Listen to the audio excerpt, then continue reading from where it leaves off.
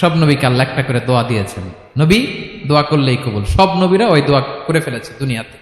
বিশ্বনবী বলেন আমি করি নাই, আমি দুনিয়ার বুকে কঠিন বিপদে পড়েও কোনোদিন করি নাই। আমি আমার স্পেশাল দোয়াটা কিয়ামতের দিন আমার গুনাহগার উম্মতকে সুপারিশের জন্য রেখে দিয়েছি।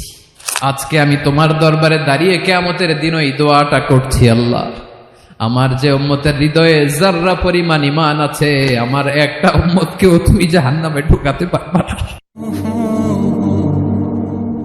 বিশ্বনবী একবার ছাগলের রান খাচ্ছিলেন, খেতে খেতে বিশ্বনবী বলেন আনা সাইয়্যিদুন নাসি ইয়াউমাল কিয়ামাহ, আমি কিয়ামতের দিন সর্বশ্রেষ্ঠ হব, মানুষের মধ্যে সর্বশ্রেষ্ঠ সেরা আমি বিশ্বনবী। আলহামদুলিল্লাহ পড়েন।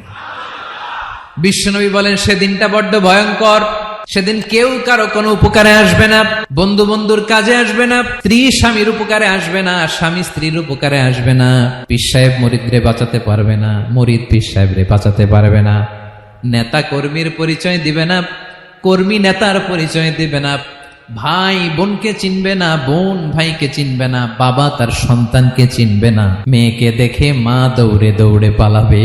বড্ড ভয়ঙ্কর দিন। বিশ্বনবী বলবেন জমিনটা এখনকার মতো থাকবে না, পুরো জমিনটা সমান হয়ে যাবে, ফ্ল্যাট। এখন তো গোল, তখন ফ্ল্যাট। সবাই এক জমিনের উপরে দাঁড়াবে, সূর্যটা মাথার কাছে চলে আসবে, সূর্যের গরমে মানুষের মাথার মগজ গলে গলে কানের ছিদ্র নাকের ছিদ্র দিয়ে বেয়ে বেয়ে পড়বে। সবাই হয়রান পেরেশান ক্লান্ত শ্রান্ত। মানুষগুলো বলবে বাঁচার কোনো উপায় নাই। 50,000 বছর মানুষ এরকম দৌড়াবে, চিৎকার করবে, কাঁদবে, বাঁচার কোনো উপায় নাই। সবাই বলবে আহ, আল্লাহ যদি বিচারটা শুরু করতো, যা হবার হবে, আগে বিচার শুরু করুন। বিচারই শুরু হয় না, বিচার শুরু হইতেই 50,000 বছর। আল্লাহ, 50,000 বছর, 5,000, 15,000 না, 50,000 বছর এরকম যাবে। মানুষগুলো কাঁদতে কাঁদতে বলবে চলো আমরা আদম আলাইহিস সালামের কাছে যাই, যেন আল্লাহরে যে সুপারিশ করে, আল্লাহ আপনি বিচার শুরু করেন। কিয়ামতের ময়দানে সবাই মিলে সাইয়েদনা আদম আলাইহিস সালামের কাছে যেয়ে বলবে ইয়া আবাল বাশার ইয়া আউয়ালাল আম্বিয়া, ও আদম নবী আপনি দুনিয়ার বুকে প্রথম নবী, আল্লাহ নিজ হাতে আপনারে 60 হাত লম্বা করে বানিয়েছেন, আপনার সম্মানে ফেরেশতাদেরকে সেজদা দিতে বলেছেন, দুনিয়ার প্রথম নবী প্রথম মানুষ আপনি, আপনি আল্লাহরে যে সুপারিশ করেন যেন আল্লাহ বিচার শুরু করে।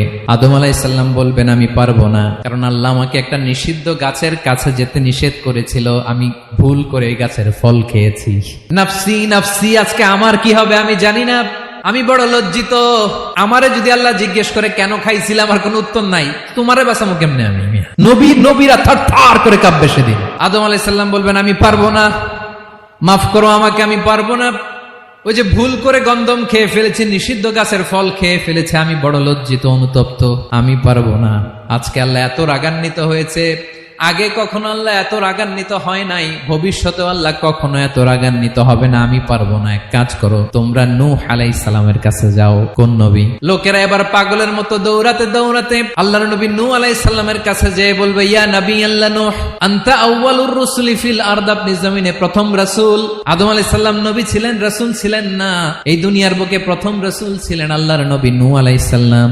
সবাই বলবে ও নবী আল্লাহ নূহ, রাসূল আল্লাহ নূহ, আল্লাহ আপনাকে আবদান শাকুরা, শুকর গুজার বান্দা বলে কোরআনে বলেছে। কোরআনে নূহ আলাইহিস সালামের নামেও সূরা আছে না নাই? আপনি আল্লাহর প্রিয় বান্দা, প্রিয় রাসূল।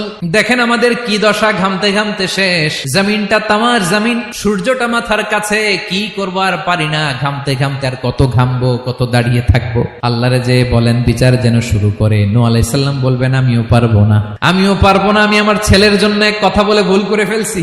যখন মহাপ্লাবন হবে আমি বললাম আল্লাহ আমার কলিজার টুকরা সন্তান রে বাঁচান।